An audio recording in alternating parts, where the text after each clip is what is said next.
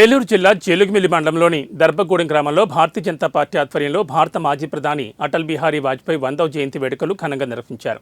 వాజ్పేయి చిత్రపటానికి పూలమాలలు వేసి నివాళులర్పించారు. ఈ సందర్భంగా బీజేపీ జిల్లా కార్యదర్శి చాట్రాతి ప్రసాద్ వాజ్పేయి పాలనలో తీసుకొచ్చిన సంస్కరణలు గుర్తు చేసి ఆయన చేసిన సేవలకు భారతరత్న బిరుదు ఇవ్వడం గర్వకారణమన్నారు. కార్యక్రమంలో బీజేపీ మండల అధ్యక్షుడు కొండపల్లి ప్రసాద్, ఆర్ఎస్ఎస్ జిల్లా నాయకులు గడ్డమనుగు సత్యనారాయణ తదితరులు పాల్గొన్నారు.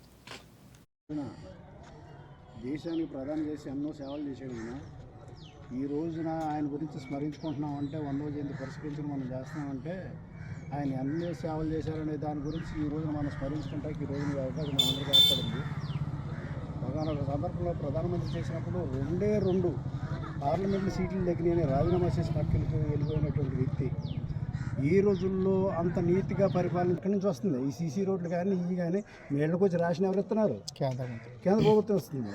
ఈ సీసీ రోడ్లు డబ్బులు ఎవరు ఇస్తున్నారు? కేంద్ర ప్రభుత్వం. ఇది తెలుసుకోవట్లేదు ఎవరు ఈ ప్రజలు. ఈ రోజున ఏంటంటే ఎంత మటుకు ఏంటంటే మాకు చంద్రబాబు నాయుడు గారు ఇస్తున్నారు, లేకపోతే ఈయన పవన్ కళ్యాణ్ గారు ఇస్తున్నారు, లేకపోతే ఈయన ఇస్తున్నారు, జగన్మోహన్ రెడ్డి ఇస్తున్నారు, ఈ మాటలు చెప్తున్నారు. కానీ ఈ రాష్ట్రానికి విడిపోయిన తర్వాత కొన్ని వేల కోట్ల రూపాయల ఫండింగ్ తీసుకొచ్చి కేంద్ర ప్రభుత్వం ఇచ్చింది. ఏ గవర్నమెంట్ వచ్చినా కానీ ఈ రోజున పోలవరం ప్రాజెక్టు కడుతున్నారంటే ఏ విధంగా కడుతున్నారు. కానీ కొంతమంది వ్యక్తులు జీలిగిమిల్లి మండలంలో ఇప్పుడు రాబోయే రోజుల్లో కేంద్ర ప్రభుత్వం ఒక సంస్థను ఏర్పాటు చేస్తే దాని గురించి కూడా ఎక్వైరీ చేశారు 1000 ఎకరాలు 1200 ఎకరాలు. కానీ దానికి కొంతమంది వ్యక్తులు స్వార్థపూరిత ఆలోచనలతో మాకు ఇక్కడ కుదరదు, మాకు పేసా చట్టాలు ఉన్నాయి, ఆ చట్టాలు ఉన్నాయి, ఈ చట్టాలు ఉన్నాయి మాట్లాడుతున్నారు.